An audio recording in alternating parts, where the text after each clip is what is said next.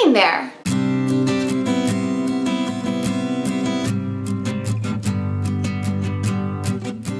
Hi guys, this is Heidi and you're watching HeidiKMakeup. I did a video recently about some of my favorite cruelty-free resources for those of you that are considering transitioning to cruelty-free. I will link it down below.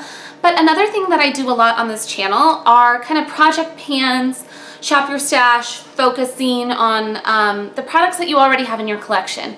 Beauty budget, no buy kind of stuff. And I have tried to do these in the past and have not been successful.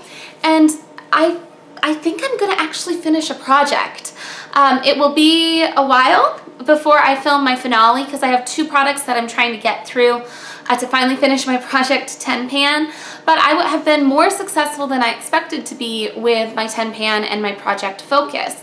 And so I wanted to share with you some kind of tips and tricks and resources that I have found incredibly invaluable.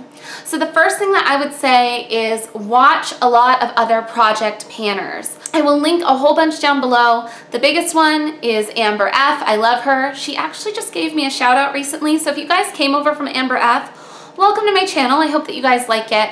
But she has a ton of videos on project pans and she's been doing this way longer than I have. I'm just finishing up my first ones. But along the same lines, I'm gonna link a ton of videos down below of people that are doing project pans because I have found that watching other people's projects really keeps me motivated. So go and subscribe to them and watch their videos, maybe tell them I sent you, because having that show up in your subscription feed and seeing people finish their products or encouraging each other as we get kind of discouraged and really wanting to shop and those kinds of things, I find to be really helpful. Sometimes your subscription feed can be completely full of hauls and reviews and everyone is raving about the next best, most amazing thing, and it's really hard not to run out and go spend money on that.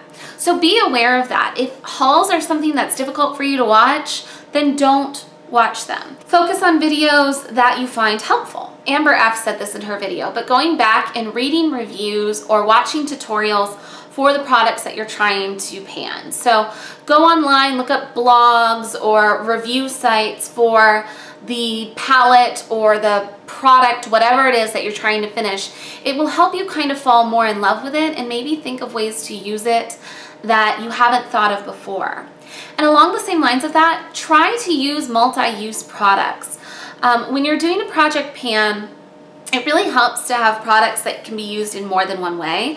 For example, like a highlighter or a bronzer that could double for eyeshadow, maybe a lipstick that you could double for blush, or a cheek stain that could double for a lip product, an eyeliner that can double as an eyeshadow base or as a brow product. Anything that can double up is really helpful, and try to think of creative ways to use it. For example, right now I am trying to get through this eyeliner, this Too Faced Perfect Eyes eyeliner. It's like the last thing in my project pan and I'm having a really hard time finishing it.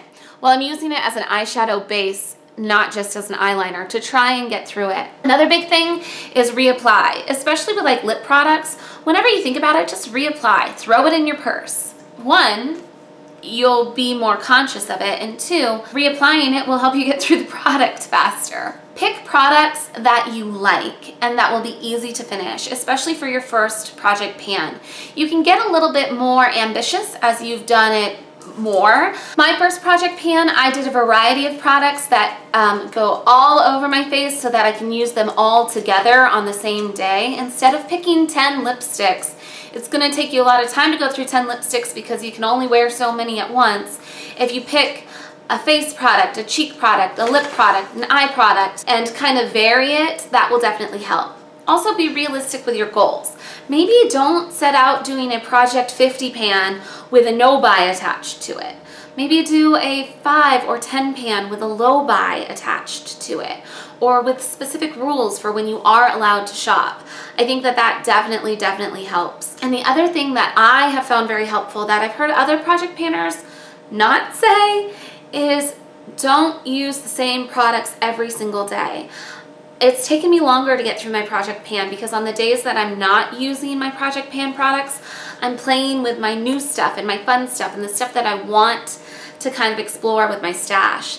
I've done kind of a shop my stash thing where every other day I go through my makeup inventory. My inventory has numbers attached to each product, and I go through random.org to help me pick what face I'm going to wear. And it really helps me kind of rediscover the products that I'm not using in Project Pan and feel creative and feel not so annoyed with the products that I have. Another thing is maybe set a goal of hitting pan in some products that are difficult to finish rather than actually finishing products. A good example of this is going to be like eyeshadows or blushes. Finishing an entire blush is tricky to do, but hitting pan on a blush or an eyeshadow is maybe not quite as hard. So be realistic with your goals. The other thing that I've found really helpful is, while I really enjoy watching the seasonal projects, I have not joined in on them because I want to focus on one project at a time until I know I can be successful at it. So maybe I'll start doing seasonal projects along with my project pans as I get used to doing project pans. But for your first one, keep it simple, keep it small, and give yourself a break. Be reasonable about it, because you want to enjoy it. You don't want everything to be something that you hate. The thing that I have found really helpful is actually not having a timeline attached to it. I know a lot of people will say pick a date and by this date you'll be done with your project, and that might be helpful for some, but I've actually found that just giving myself the freedom to shop my stash and knowing that every other day I'm going to go right back to my project pan stuff has been a huge help. And knowing like it'll get done when it gets done. I started in January, we're into July now. I'm still not completely finished. I will be very soon, but I haven't lost my mind and I haven't purchased things that I shouldn't be purchasing. I've more or less been on a no buy. I did have a couple hauls in there where I had like gifts and I had exceptions to my rules, but for the most part I've been very, very good about my makeup purchases. So I'll link down below some of my favorite panners. Go subscribe to them. Subscribe to their channels, because the more we watch each other, the more we can encourage each other, and the more likely we're all gonna finish. I hope that you guys enjoyed this video. I hope that it was helpful. Good luck with shopping your stash and finishing your products. It is so easy here on YouTube to get so caught up in the consumerism of it all. And I am really loving being on a beauty budget. I feel much less overwhelmed by my collection as I'm going through products. So I hope the same will be true for you. If you're new here, you can go ahead and hit the subscribe button so the next time I do a video, you'll know about it. You can also see what my family is up to every day by subscribing to our daily channel, which is Sudden Kimpact, and my parenting channel, which is HeidiKMTV. Those will be linked down below, along with my Project Pan playlist, and a couple other videos from some other YouTubers that have given their tips on how to succeed at Project Pan. Some of them might sound an awful lot like what I said, and some of them might be completely different. You just have to pick what works for you. Thanks for watching. Bye. Sometimes I neglect talking about products that are really, really good that some of you would be willing to use because you're okay with the parent company issue. So these are my top 5 brands that are owned by parent companies that test. There are other brands that are owned by parent companies that test that I do like, but these ones are the top 5.